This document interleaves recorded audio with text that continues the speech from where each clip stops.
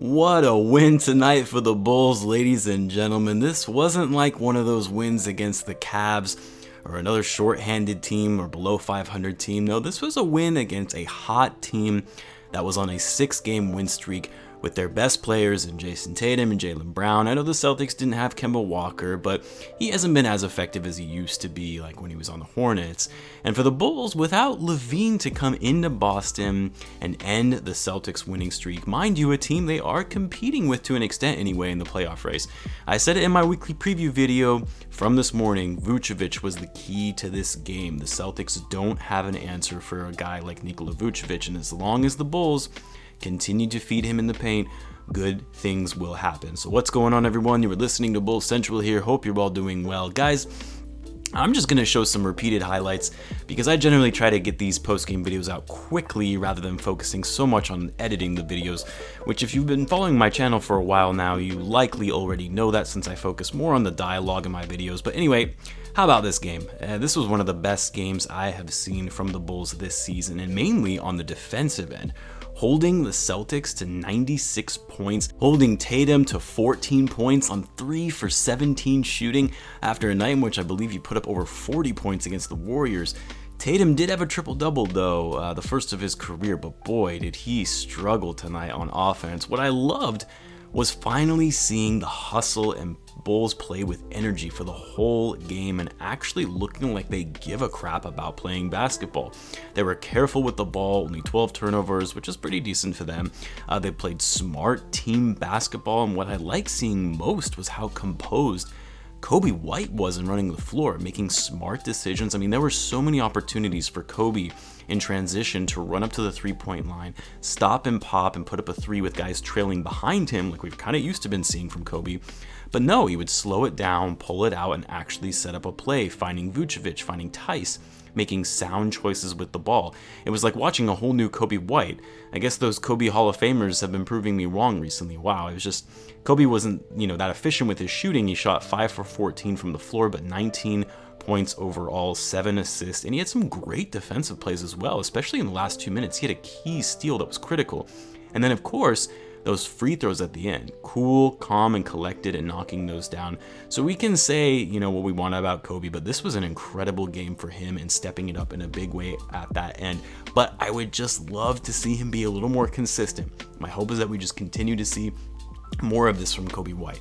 But the Bulls with 30 assists, some incredible ball movement, everybody was getting involved on both ends of the floor, 11 steals tonight, 8 blocks. The third quarter is really where the Bulls showed up well and started riding that momentum. They outscored the Celtics 32-18 in the third. Now, normally, the Bulls would have a great third quarter, but then fall off in the fourth. But the Bulls didn't even do that in tonight's game either. They closed out the game strong, despite it being a bit of a nail-biter there at the end. I had some flashbacks of that game against the Blazers, but the Bulls finished off the Celtics in strong fashion. Thaddeus Young was huge in this game off the bench. Like I mentioned before, I really like Thad coming off the bench and leading the second unit. He had 13 points, shooting 6 for 12. Garrett Temple also had a solid game as well. He did have a pretty bad turnover there at the end that almost cost the Bulls the game, and the Bulls got lucky with a jump ball being called, which actually didn't work out in their favor anyway. You had some key defensive plays for Troy Brown Jr. Even Lauri Markkanen played okay defense for him. He also had some nice drives to the hoop as well. I like seeing that, more of that aggression from Markkanen. But the player of the game, without a doubt, was Nikola Vucevic. I mentioned it in my pregame video, like I just mentioned at the top of this video. The Bulls have to keep going to Vucevic throughout this game because the Celtics are lacking so much down low. It was a problem they wanted to address before the trade deadline, and there was speculation that they were actually going to make a push for Vucevic, but we all know Danny Ainge, he can't give up his precious draft picks that he holds so near and dear to his heart. So instead, Arturas beat him to the punch, and Vucevic was the difference maker in this game. When you have Tristan Thompson as your best big man, you're in trouble when you're going against a guy like Vucevic. Vucevic enabled the Bulls to get so many second chance opportunities with those Rodman-like taps to himself on the offensive boards. Not only that, he just continued to post up guys in the paint and hit those fadeaway shots over guys like Thompson and Williams. Anyway, Nikola Vucevic finished the game with 29 points, 9 rebounds, 2 assists, and 2 steals. And the Bulls are going to have to do the same in the game against the Hornets, another team that severely lacks at the center position, just continuing going inside to Vooch or finding him open on the three-point line. There were still a handful of times where the Bulls were driving to the basket and weren't seeing an open Vucevic outside. You gotta find him in those situations. There were a couple plays where Patrick Williams wasn't able to make a pass out to him at the top of the key, and there were a few times for the same thing with Coby White as well. I know these guys aren't quite used to finding an open big man on the perimeter, but you've gotta be on the lookout for him, as that is what makes a guy like Vucevic so deadly. The fact that he can bully you and post up in the paint, but also has the ability to spread the floor and hit threes with ease. Vucevic was 13 for 23 tonight, 3 for 6 from 3.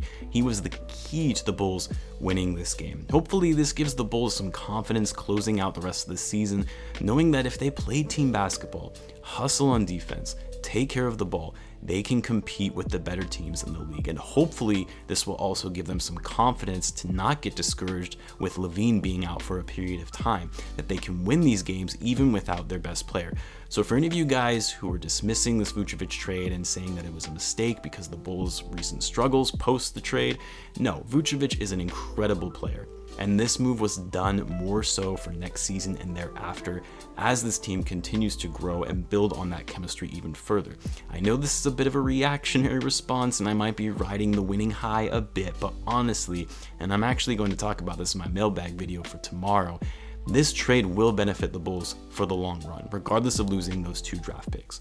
Because if the Bulls can start building some consistency in their play and add a couple pieces in the offseason to enhance this roster even further, the Bulls are going to be in great shape going into next season. I will touch on a lot of other factors and areas of concerns I have for the Bulls overall, because obviously there is still a lot from this team that needs to be worked on. But overall, I do still think the Bulls will be trending in the right direction going into next season. But a great win for the Bulls, probably one of the most impressive wins I've seen from them this season, actually beating an above 500 team on the road and without Lavine.